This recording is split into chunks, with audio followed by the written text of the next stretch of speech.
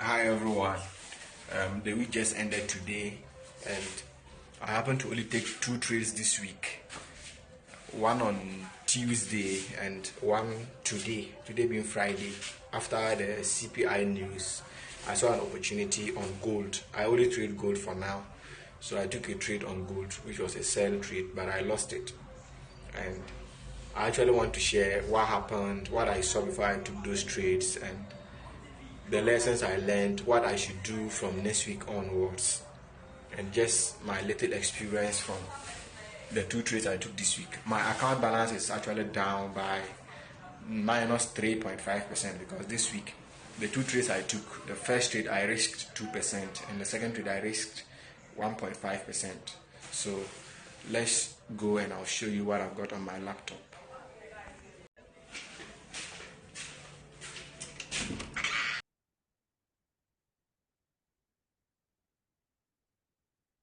So like I was saying earlier on, this is my chart.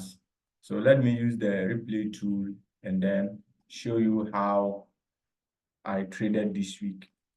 So from Friday, this was Friday chart. This was how the market ended on Friday. And judging from the daily time frame, there was a very strong bullish candle that closed on Friday, which shows that the market was in an uptrend. So when I come to 4-hour time frame, I could see that the market was still moving up. So I'll come down to 1-hour time frame or the 2 hours time frame. Then based on structure and my 200 exponential moving average, the market is upwards or is an uptrend. The market is bullish. Okay. So this was on Monday. So Monday when I woke up, I didn't get any trade because how the market was trending, I didn't like the trend. So I was just looking at how the market was moving. And Monday, the market was just moving more like sideways or it was ranging. So when it broke this structure to the upside, it confirmed the bullish or the buy momentum I was thinking about before.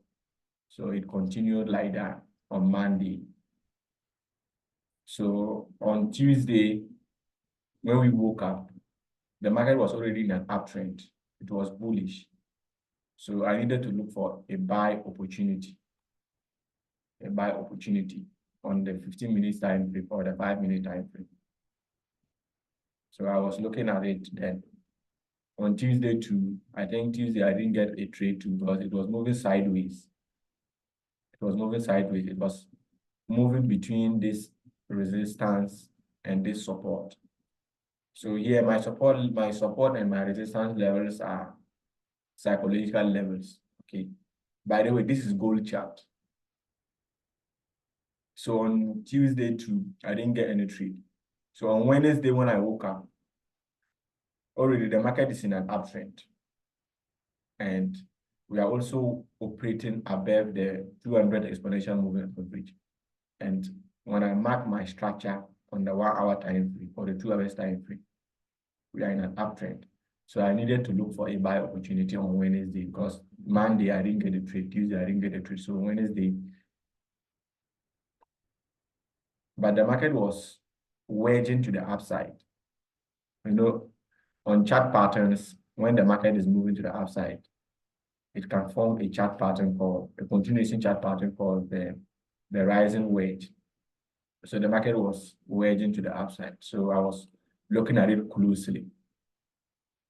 So when it broke this internal structure, this small structure to the upside, now it has broken this previous structure that I marked. Now we are in an uptrend. So I was waiting for this market to come back to any support level or any psychological level, which is either this one or this one for me to take my entry. And fortunately enough, it came back to this psychological level. So when it came here on the 15-minute time frame, after this bearish candle, I saw a very buy momentum pushing the candle upward. which means that sellers took over from here, push it all the way down, then buyers took over all buyers took over back to this point. So I quickly entered here. I entered here. I think my stop loss was around 50 pips. Yeah, somewhere here. So I always target 1:3 minimum, 1:3 minimum. So I targeted this psychological level. So the market was moving in my favor already from there. Then it started ranging that whole day. So the whole of Wednesday, I was in profit, loss, profit, loss. The market was just ranging. The market was just ranging. So on Thursday, I didn't do anything because I already have a trade that is still there. It doesn't hit my stop loss. It doesn't hit my break even. It doesn't hit anything. So I was just looking at the charts on Thursday. So the market was doing its own thing. Then finally, around 4 p.m. GMT, if I am right. So the market finally hit my stop loss. So when we hit the stop loss,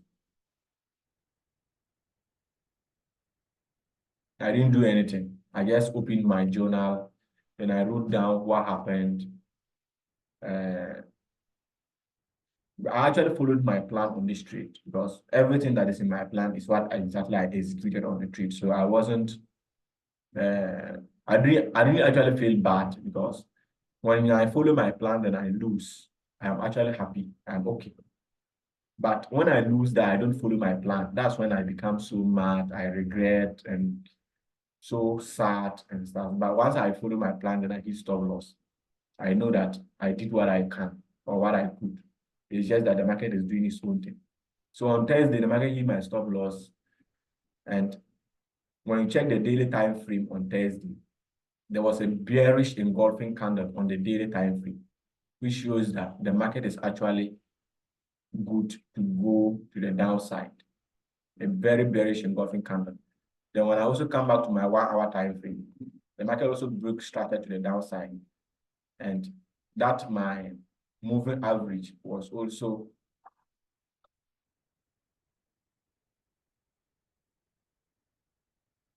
it was also operating down.